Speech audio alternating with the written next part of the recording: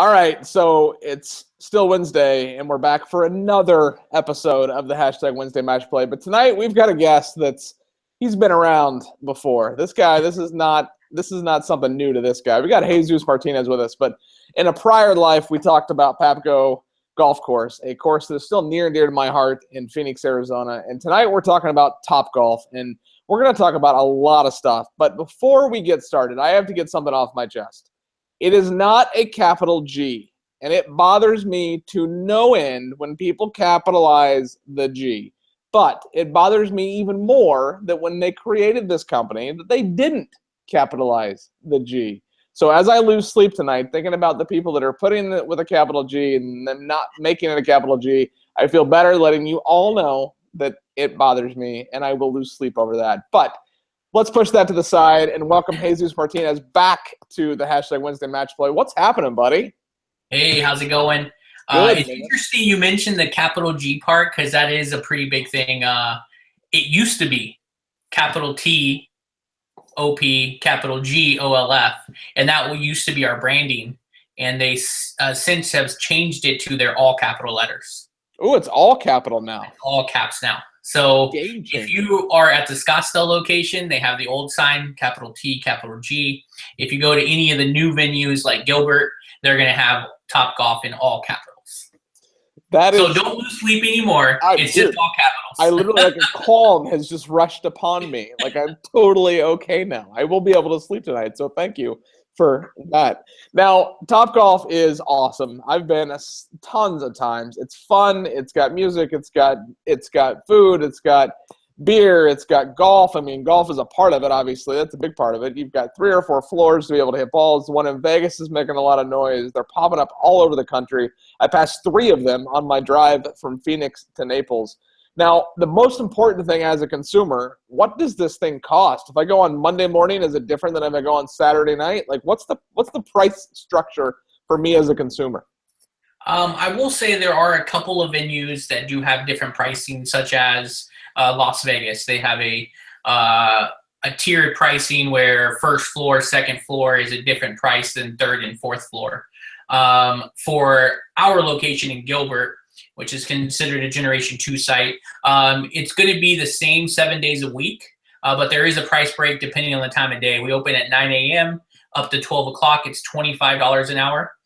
From 12 o'clock to 5 o'clock, it's $35 an hour. And from 5 o'clock until close, it's $45 an hour. And you're renting out the Bay Area, which allows up to 6 people to play at one time for that price. Now, okay, so 6 people are there hanging out. Is an hour enough time for 6 people to have full enjoyment of it, or is there a time that Topgolf recommends? I mean, obviously, they're going to, rent it for 6 hours, obviously, from a revenue standpoint. Is there a amount of time that you I would say if I had to make a recommendation, an hour and a half to 2 hours is a good amount of time to be in the Bay. There are variations to that depending on what you want to do. Like if you're going to go eat, you could easily go eat in our main bar area or up on our 3rd floor terrace area. Eat first. That way you're able to get that taken care of. And then when you go out to the Bay, an hour would be enough time because you would actually get to play. But if you're going to go to the Bay to actually eat and drink and play, I'm recommending 2 hours. And again, it just depends. Are you there to play the games? Because they do have 9 different games. You can play against one another, get the highest score, that kind of thing. But a lot of people just come out just to hit the ball, have a good time, socialize, don't even keep score, don't even know what game they're playing. They're just there to try to hit the ball and hopefully make some contact. That's awesome. So how many Topgolf locations are there? I know there's 2 in Arizona where I am originally from and you're from, and there's one in Vegas, and they're popping up all over the place. How many are there currently? Currently right now in the U.S., there are 27 open. Within the week, we should have another one open in Edison, New Jersey. I love that. Within the week. We're growing so fast. Within the week, we're going to have another one. Exactly. So as of right now, there's that 27. We're going to have the 28th one. And then there's also 3 open in the UK. Something a lot of people don't know about Topgolf is that it started in the UK about 15 years ago. So the company, while it seems so new and so innovative, which it is, it actually started 15 years ago. And it took a while before they brought it over to the States. And then when they did, they started out with Dallas and Alexandria and Wooddale and Chicago. And since then, they started to build these new ones. We were site number 14 in Gilbert, and that was in December of 2014. And we now have 27 venues. So what is that? Another 13 venues that have opened up in 2 years. Surprisingly enough, Monday was our 2-year anniversary from our grand opening. No kidding. That's really cool. That is crazy expansion, though. Like, yes. And that means I'm looking here. I got a list. There's 8 of them that are on the market that are coming soon. Edison, New Jersey, which I said is coming up next week. Orlando, Florida. Nashville, Tennessee. Fort Worth, Texas. El Paso, Texas. Mount Laurel, New Jersey. Charlotte, North Carolina, and Fishers, Indiana. So, yeah, I mean, that's all probably in the next year to year and a half. So the one in Fishers, because that's where I lived for the last 10 years of my life before I moved to Arizona, and now I'm in Florida. I lived in Fishers, and I know exactly where they're putting it. Awesome location. It'll do super well there, especially in the winter months if they can keep it open with snow on the ground. But I'm curious, like, these markets, like El Paso, I mean, really? Like, is there a college there that would make it make sense? I mean, that doesn't seem like a place you would think to have a Topgolf. So I think any major city in the U.S. could really have one. Yeah. They put out a press release, and they being Topgolf, that they were looking at smaller markets like Albuquerque, Tucson, a lot of little places, because they have an idea, whether the idea work or not, is to build smaller venues, to have 2-floor venues rather than 3-floor venues. Maybe make the field a little more narrow.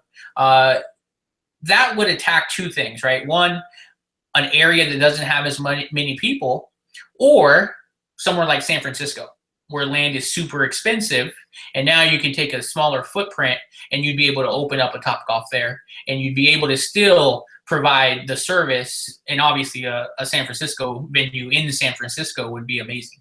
Now, with that, though, as somebody that's been to a 3rd, 3, and 4 floor Topgolf, does that deter the excitement? I think that it might a little. Okay, so if you look at ground level, so let's say if we're looking at Vegas location, you've been to the Vegas location? Yeah.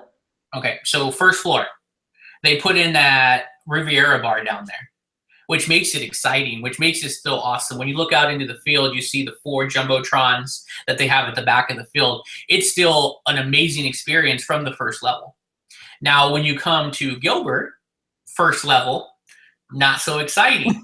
It's definitely one of the harder sells for us to do, because it's like, okay, now maybe if you were, and we'll have people who requested are either afraid of heights, they have kids, smaller kids, and they don't want to be on the 2nd or 3rd floor, or they're serious golfers and they want to have a more realistic experience because they're actually there to practice.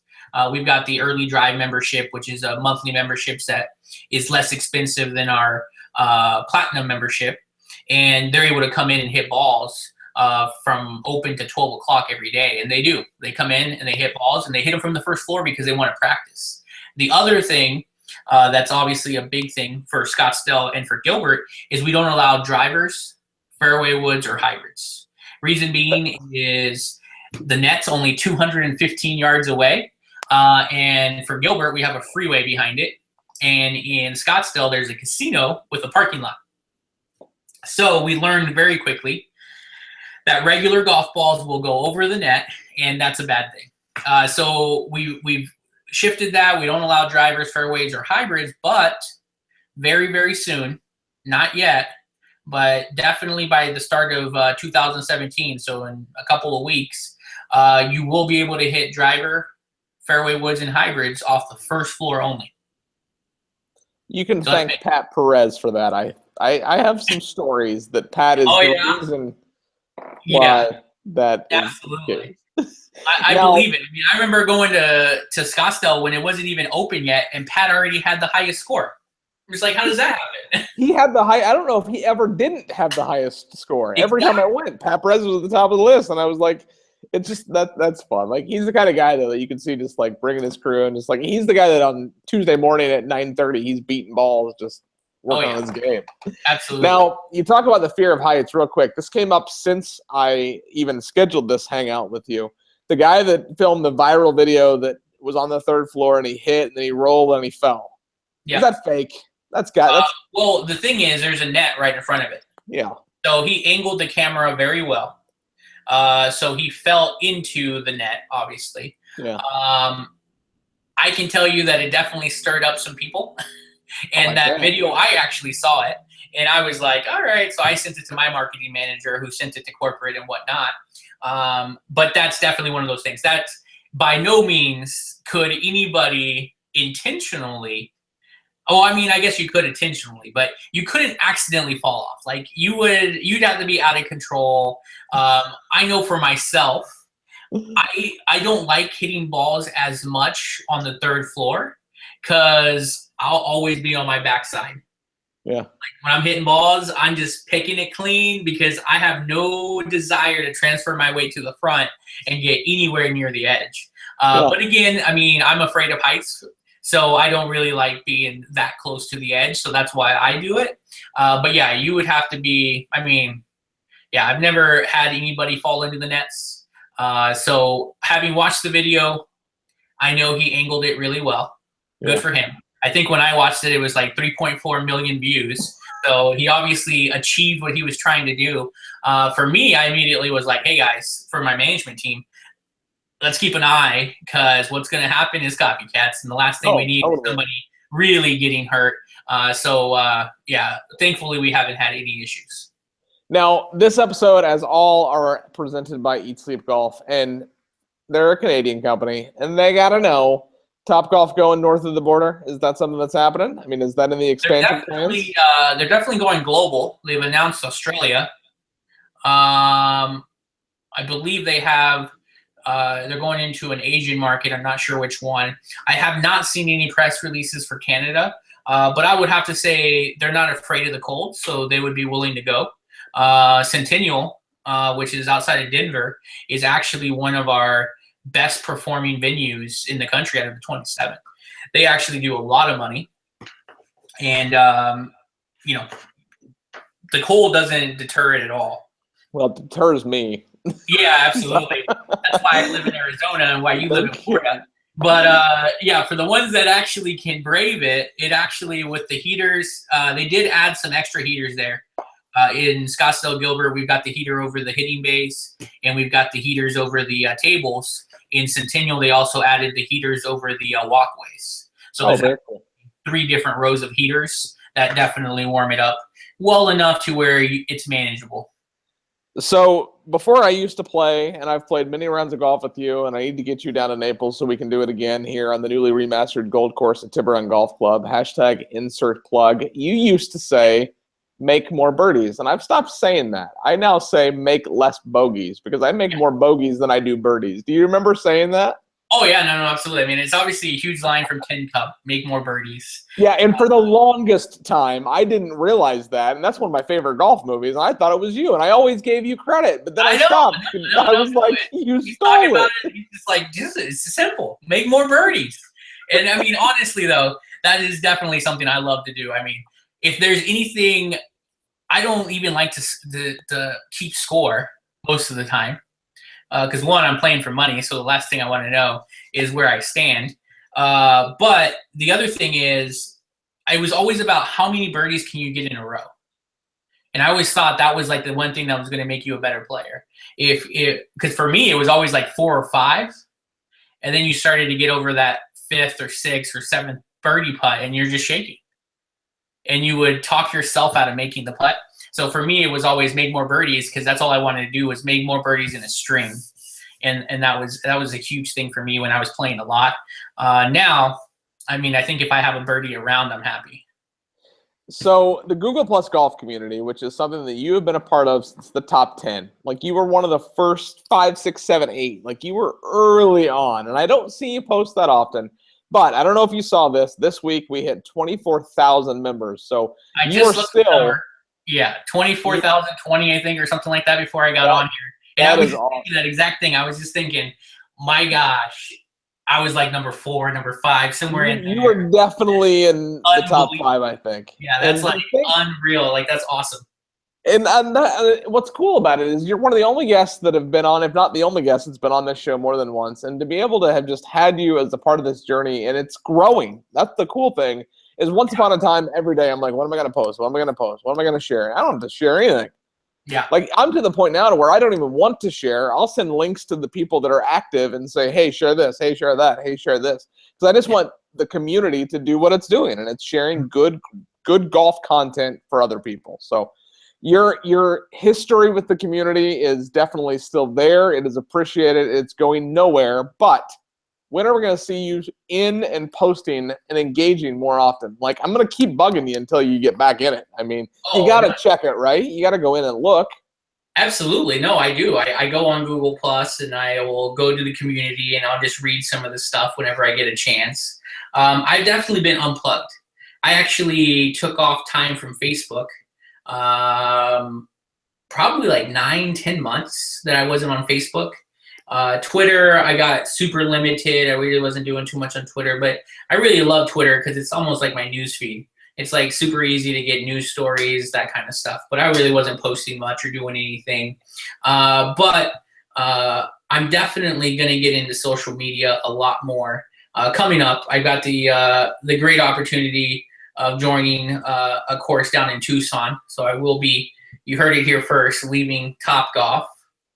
So now, talk about the lead up. I was gonna end with that. I mean, I know, right? News. I know. I hope but that, with that being internet is breaking. brought it up.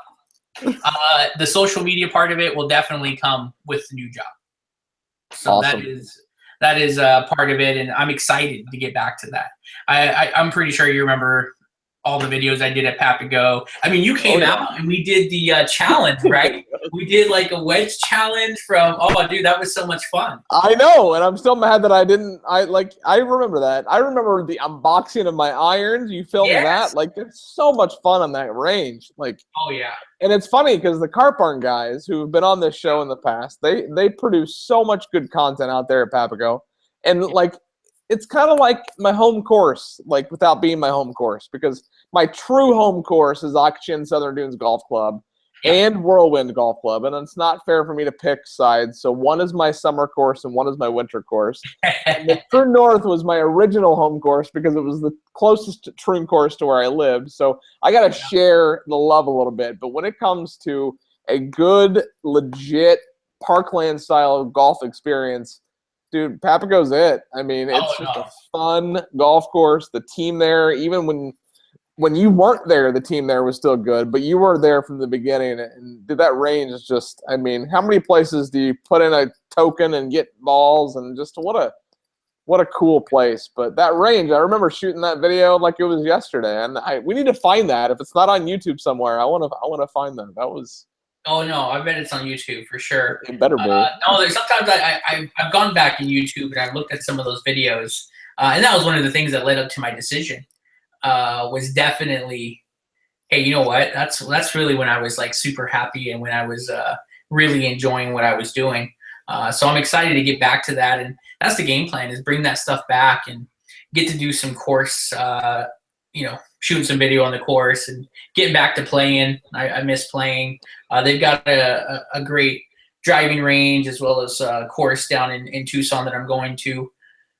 So I'm excited for that opportunity, and I can't wait to start being more active and being back on Twitter, bringing back the Jesus Martinez golf, doing all that stuff again. I still need to get that URL, so no one go buy that before I do. Yeah, you better buy that as soon as we get off right now. Like, I mean, you need to they're going to be emails like, hey, do you want to buy this? I'll sell it to you. I got it for a really good price. Now, Topgolf, like, I can't imagine working there. Like, you go in and it's a party. You got loud music, you got lights, you got food, you got alcohol. Like, I mean, did it get old, or was it just part of the routine? I'll say your days go by super quick. So I wouldn't say that it gets old because every day is a new challenge. So any one venue that's, normal size like mine, Generation 2 site, is going to have anywhere from 350 to 450 associates working at that one venue. When we hired for Gilbert, we actually had I believe, 2,500 associates or potential associates come through, which we took 450 from. Right now, I'd have to say we're close to the 400 mark as far as associates that we have. On a given Friday, you probably have 120 to 150 people working. So it is a beast. It is unlike any other business I've ever been in. I joined Topgolf to gain food and beverage experience, having come from Papago. While Papago is an unbelievable golf course and an unbelievable layout, they're lacking in the amenities. We were, and they still are, in the trailers. I did hear, though, recently that I believe in like June this summer, they're going to break ground on the new clubhouse there. So super excited for that. It'll be the Sun Devils' new home. I was going to say, I think the Sun Devils have a little bit to do with that. Yeah, just a little bit. But yeah, so it's going to be really great to see that actually happen. But being there and not having that experience of a kitchen or a true F&B operation, I knew I needed to go gain that experience, and why not do it at a venue that does a ridiculous amount of money. And I did. I got to learn a ton. I got to learn a lot of ordering on volume and a lot of different things that are going to definitely equate in my career as a lot of really, really great experience that I learned in a short period of time. And I'm excited to take it to my new course and be able to provide some of that same stuff. So Papago, there's 18 holes. What's your favorite? And don't you dare say 1 or 10, because those holes eat my lunch every time I play that golf course. All the par threes are my favorite there. 17. Dude, 8 is a tough hole. If you play the back tees, Absolutely. 8 is a tough freaking golf hole. I've hit driver on several times from the back tees because it was into the wind. I won't make up any excuses. No. It's like 260 from the back tees. I'm hitting driver from downwind.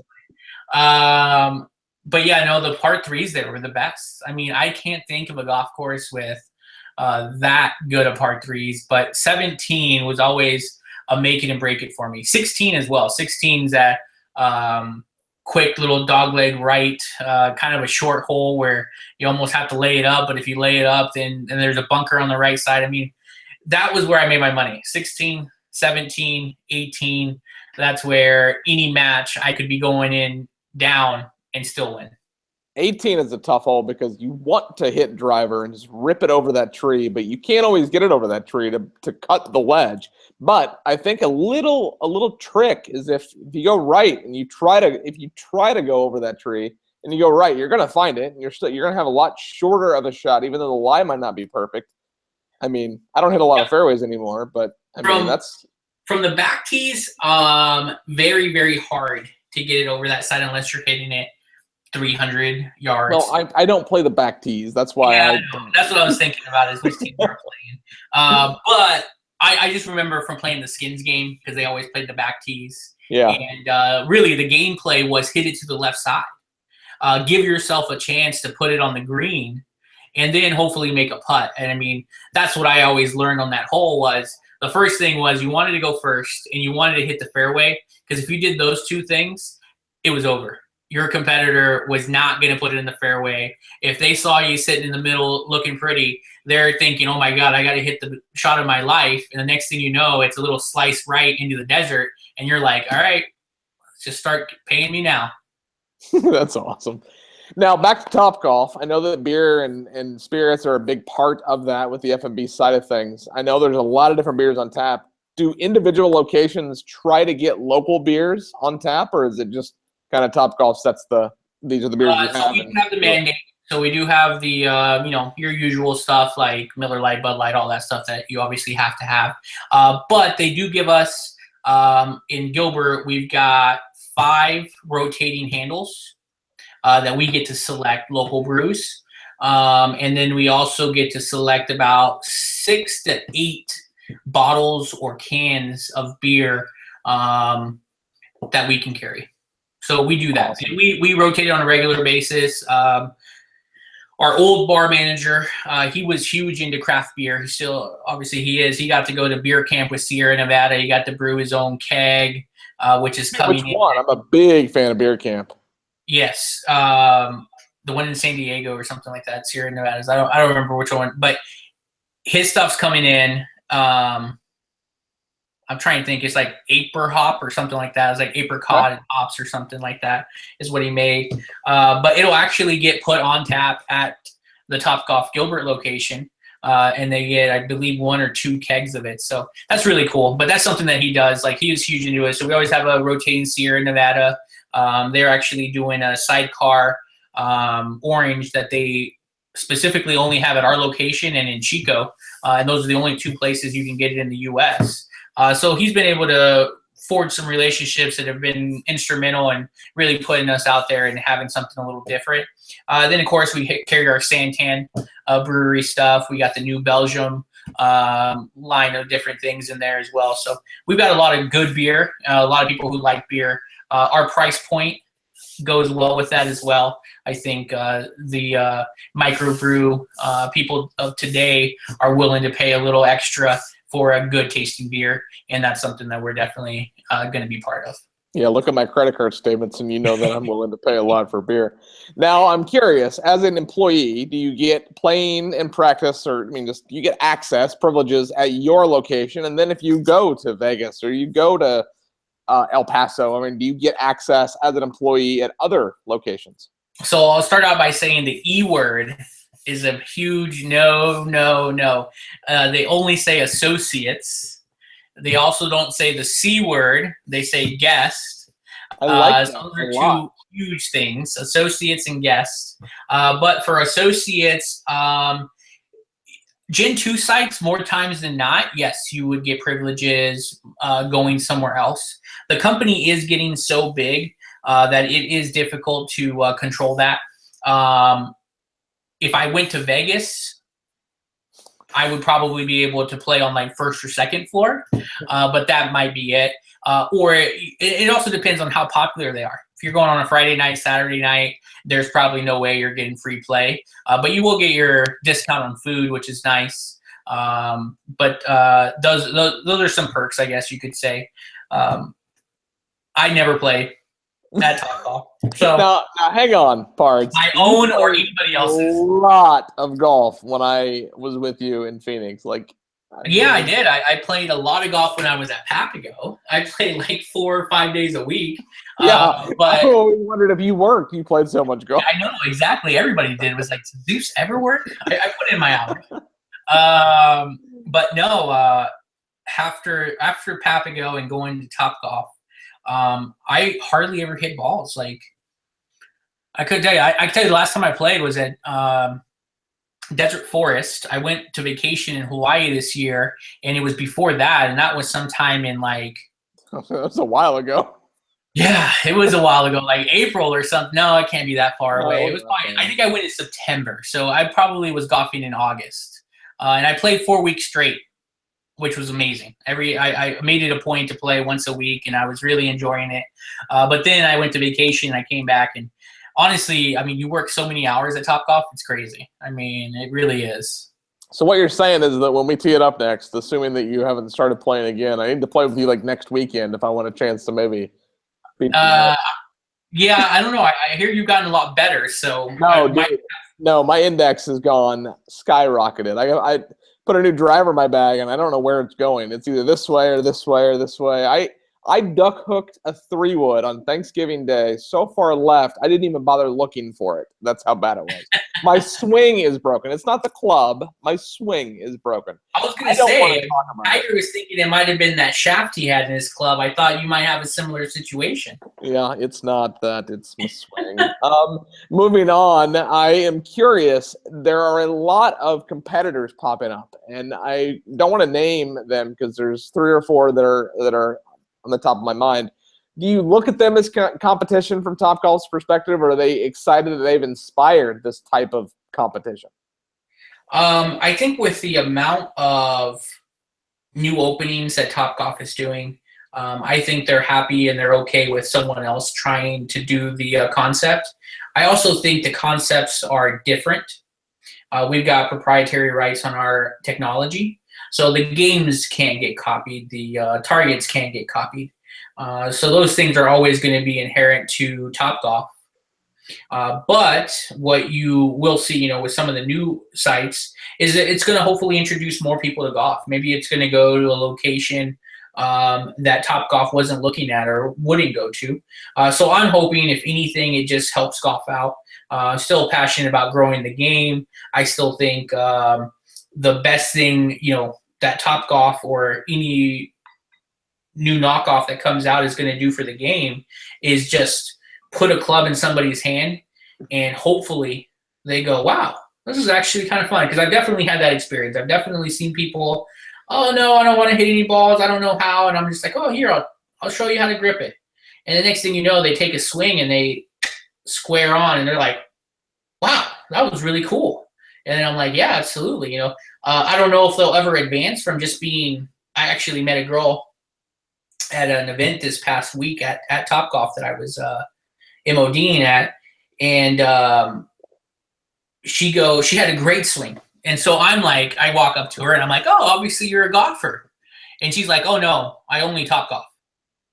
I only Topgolf. And I'm like, what do you mean you only Topgolf? I mean, your swing is great. Like, she was killing it. Like, she was legitimately hitting like a 3-wood and just bombing it out there to, like, I think blue or white. And I'm like, you've got a great golf swing. Like, you're messing with me, right? And she's like, no, the only time I play is out here. My brothers won't take me to the golf course. And I'm just like, what are you talking about? Go out to the golf course on your own. Like, That's an amazing swing. So it was amazing to see that the only time she ever plays golf is at Topgolf. And she's been several times and she loves Topgolf. But it didn't really seem like she had any aspirations to go to the golf course. I would love to see there be some initiative or organization or something that takes that and says, okay, thank you. Boom, tomorrow you have a 3-hole playing lesson with the head professional at insert club name here that's next door, and not give her the option. Like, you as the person that's at Topgolf responsible for their safety and their fun and their experience, to then be the one that says this one, get her, like, that transition to where she now doesn't have a choice. I mean, she'll have a choice, obviously, but like to where that segue is a part of the Topgolf experience. And I don't know who owns that, whether it's the club, whether it's Topgolf, whether it's the USGA or whatever. Like, I think there could be a segue kind of a, because we've been hearing a lot, especially from inside the 4 walls at Troon, of ways to lower the 4.5 hours that it takes to play 18 holes of golf. Let's do 9-hole loops. Let's do 6-hole loops. Let's do short courses. Okay, well, now you get, for $35, you get a bucket of balls, you get 3 holes of golf, and you get a 25-minute lesson with the pro. That could be something that Topgolf could work with an organization like a Troon or an OB Sports or a USGA or, you know, any of these entities that could take that and own that. That could be an interesting kind of next level. I don't know. I just kind of thought that. I agree. Even from the Topgolf side of things, we think about that all the time. When I was golf services manager, when I started with Topgolf, I hired my directors of instruction, and that's what we talked about all the time was, how are we going to grow the game? How are we going to get these individuals who we're teaching at Topgolf to get to the golf course? And we did partner with various golf courses around us. And we did have some playing lessons with a few of our students, but it just never equated to Topgolf being like golf. When you look at Topgolf and you see the target out there, it's, you know, ginormous. All you're trying to do is hit it in this one little or this one huge area where you go play golf and you suddenly realize how difficult golf really is. Now you've got a small hole and, you know, you get to the putting green and suddenly it's like, what do you mean? What's putting? Like, putting doesn't exist in Topgolf world. Yeah. So it's like, well, you know, so you go into this whole other thing. We could never find a real solid way of getting people transitioned into golf. And I think that'll be something that'll always be owned by golf course operators. And I agree. I mean, the big lure for Topgolf is if you want to go in and play for an hour, you can do that. No problem. You go in and you want to play for 2 hours. You can do that. You want to play for 30 minutes. You can do that. So you get to decide how long you're going to spend. And with golf, I think it's more about how we think about it. If you're providing an entertainment and you say, hey, here's the fee you're paying, play as many holes as you want. If you only want to play 2, be my guest. Only play 2. If you only want to play 3, 4, 5, whatever it is, enjoy, have fun, have a good time. But do we provide the excitement, the entertainment on the golf course to create that experience? And that's what that's the tough part. I think you can. I think if the other thing we always say at Topgolf is the beverage cart never leaves you. You're in your bay, you have a server coming to you every 15, 20 minutes asking if you need a drink. How could you recreate that on the golf course? Could you put, different bars every 3 holes, food options on every 3 holes or something like that? And I think that, would also help out. Now, Callaway is a partner with Topgolf, the clubs, the balls, the whole thing. Is that for good, like signed in, we're not going anywhere? Or, wink, wink, Bridgestone, could they come in and steal that contract? Or what's that like? Is that on a per location basis, or is that for all Topgolf locations across the board?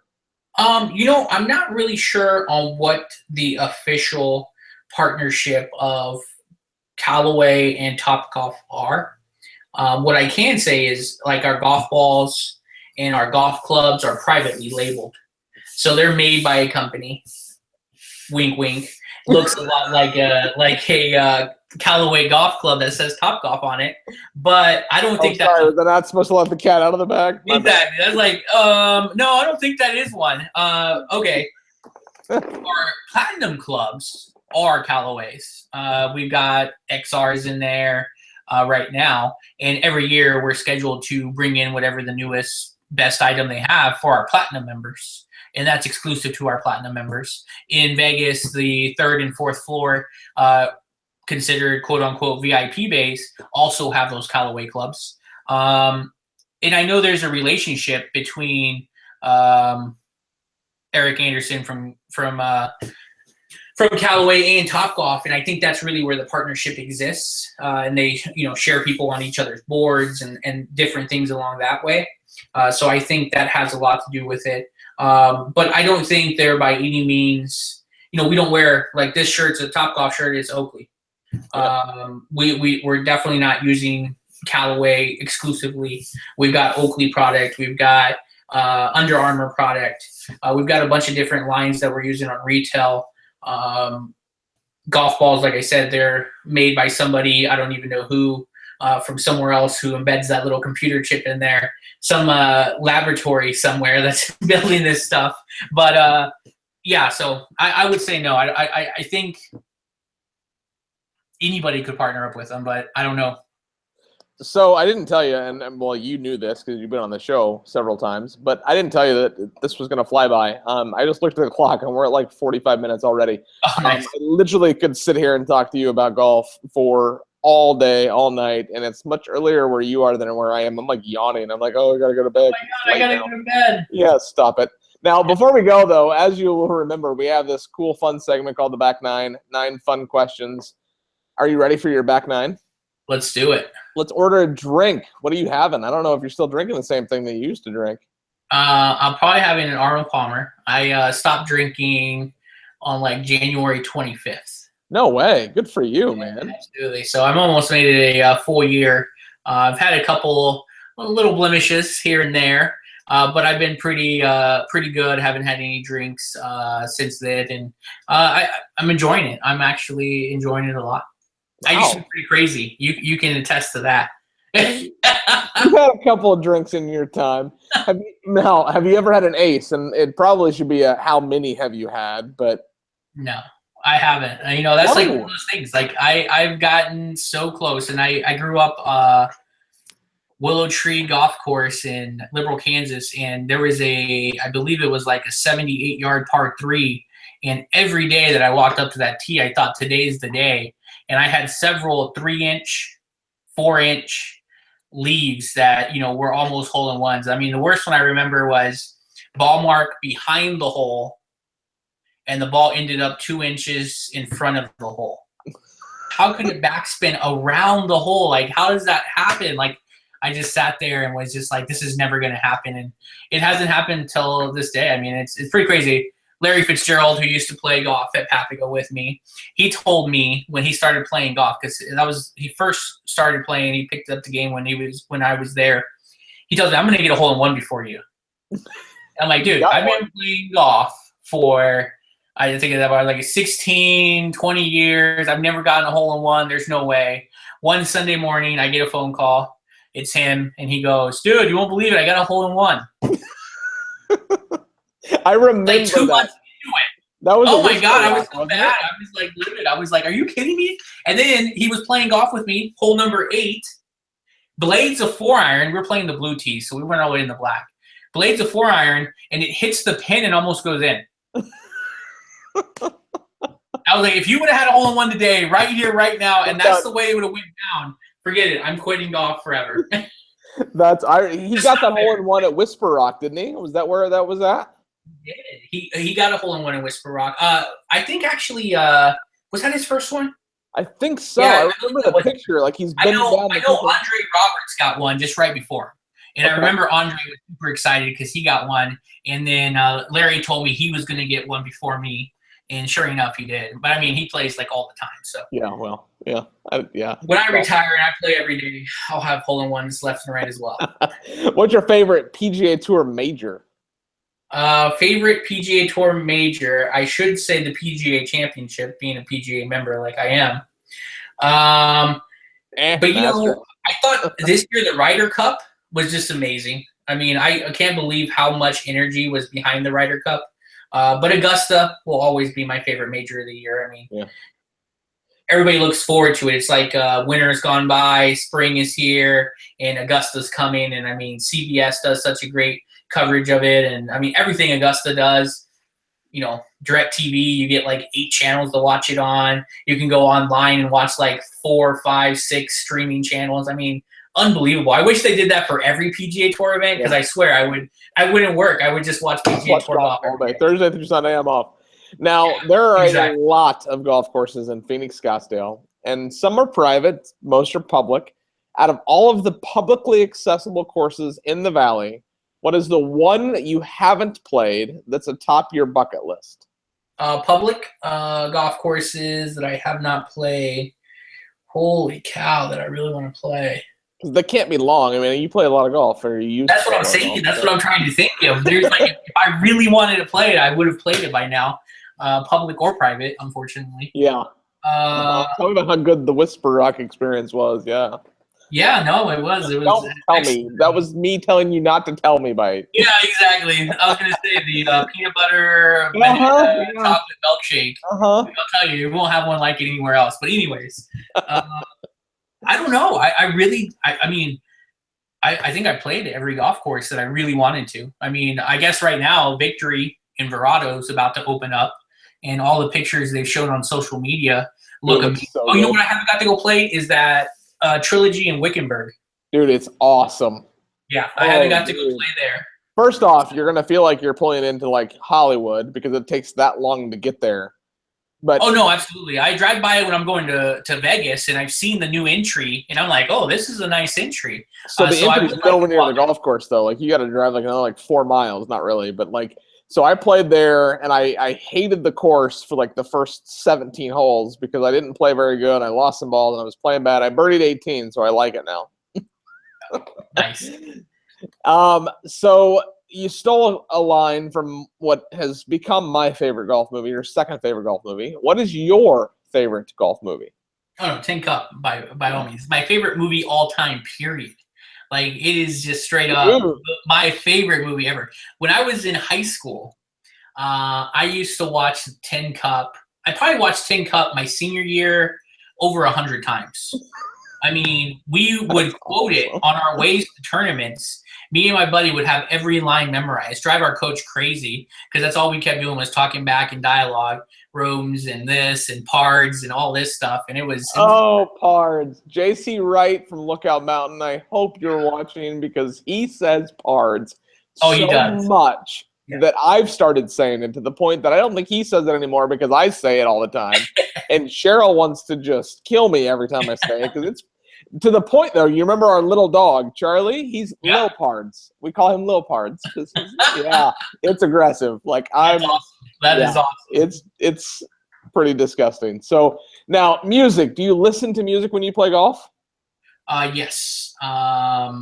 Typically, so right now, God, what have I been listening a lot to? Let me pull out my iPad here, my music, my phone. Why can't I think of his name?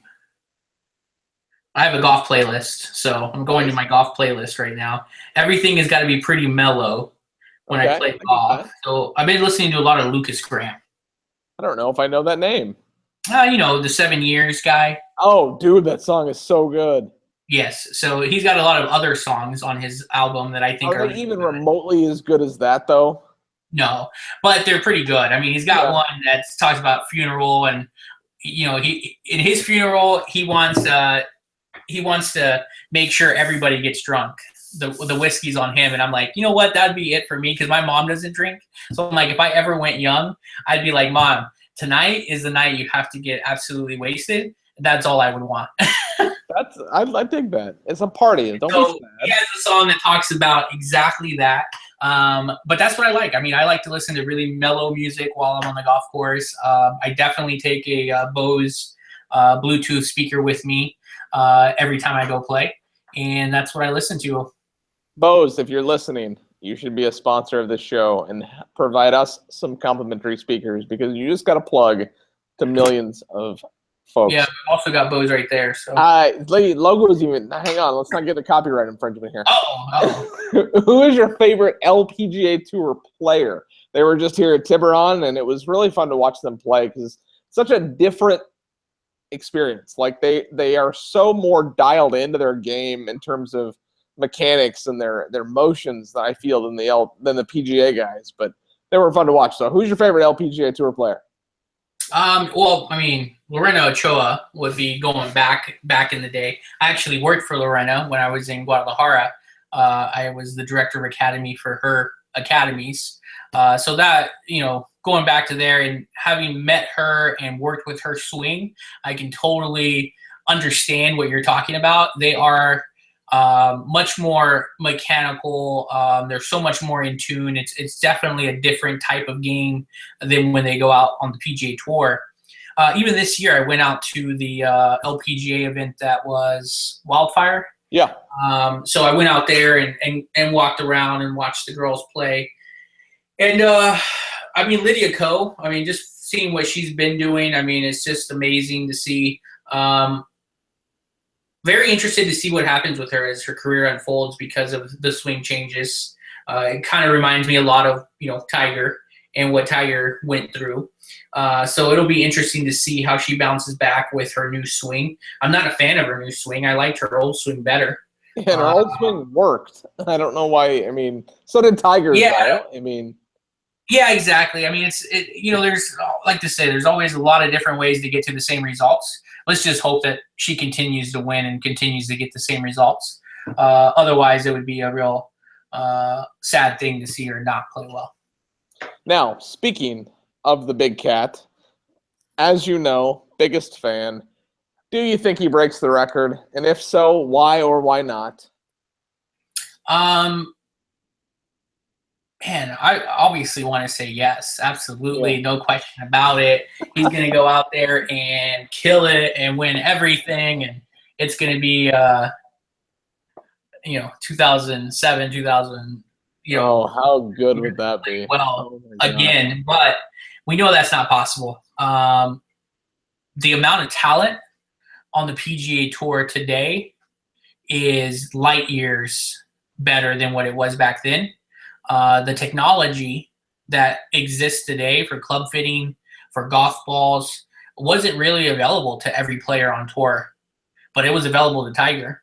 So there's no question that he had an upper hand when he was playing back then and was dominating, where I think today everybody has that same opportunity, and it's a much more even playing field. And I don't think anybody will ever dominate like Tiger did. And if you did, dude, you'd have to be really, really, really good. Like, it would be unbelievable. It would be ridiculous.